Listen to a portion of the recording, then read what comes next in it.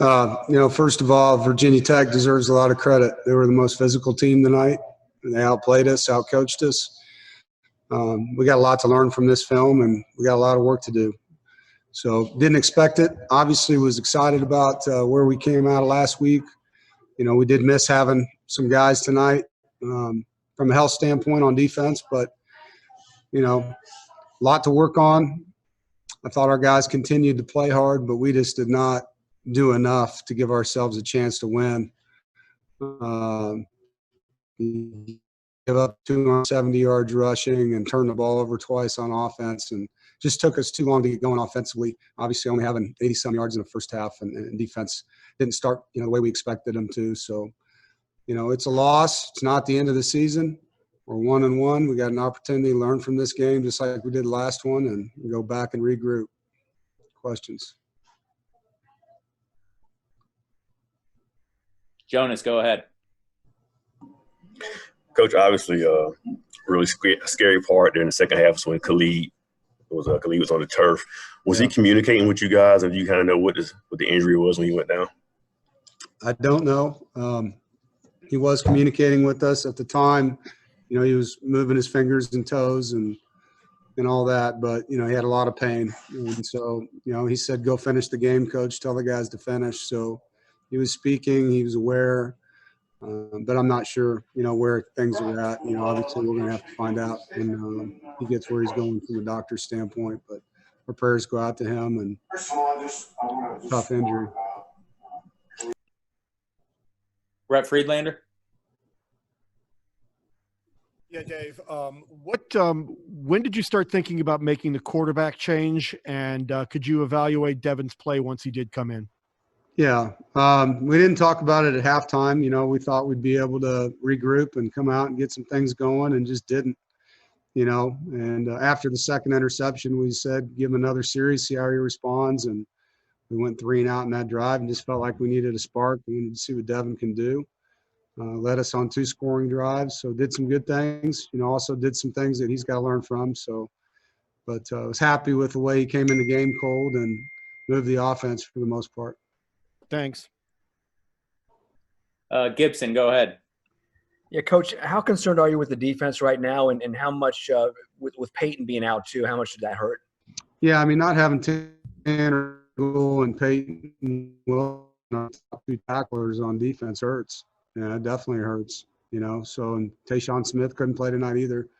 So we had 3 starters out, and then, Raheem Ashford came in and started for Tanner, and then he got hurt. And then Khalid Martin came in, and then he got hurt. So we have some deficiencies right now from a health standpoint on the defensive side of the ball, and a lot of them are in, the weak side of our defense. And it was evident, a week ago Drake was playing Sam linebacker. Tonight he had to play Will because Peyton was out. So, we were not at full strength. Obviously, I know Virginia Tech wasn't either. But when you're missing a guy like Tanner, who's a captain and a hitter and physical guy, and Peyton, who's a hitter and physical guy, that was their kind of game tonight. And we'd love to have had him, but we didn't. Did the Hokies do anything offensively that you didn't expect, or was it pretty much what you thought they would do? No, we didn't know what we were going to get. It's obviously Hendon Hooker's listed first on the depth chart, and so you have to prepare for what he did. And once we saw the other guys in there, we had to figure out, all right, what's this going to be? And they had some new schemes. There was a lot of +1 runs, and we just didn't do a good job getting off blocks and tackling. I thought we set the edges better than we did a week ago, but a lot of the hits in this game were more internal. So, just wasn't good enough. Jonas, go ahead. To kind of follow up on his question, you said during the week you wouldn't know who the personnel would be, so you guys would have to adjust in game. Virginia Tech was really committed to the run.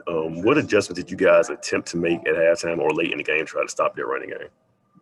Well, we were taking our middle safety and adding him into the run game, and I think in the second quarter we did some good things. We slowed them down. Just offensively couldn't get anything going. The defense was out there a lot in the first half. They went up 17-0, and then I thought we did a nice job there for a while, and then just feel like we ran out of gas, in that first half defensively. So there's a lot of things we got to do better. There isn't one single thing I can tell you, but adjustment-wise. You know, we were angling the front, we were slanting the front, we were pinching, we were bringing guys off the edge. We took our safety in the middle of the field and tightened them up into the run game. There was a lot of different things we tried to do, but none of them were good enough. Corey Smith. Dave, obviously watching the game tonight looked like a completely different offensive line. What were you seeing from them? Was it something that Virginia Tech was doing, just throwing different stunts at them, or was it just the offensive line not holding up the way it did against Wake Forest?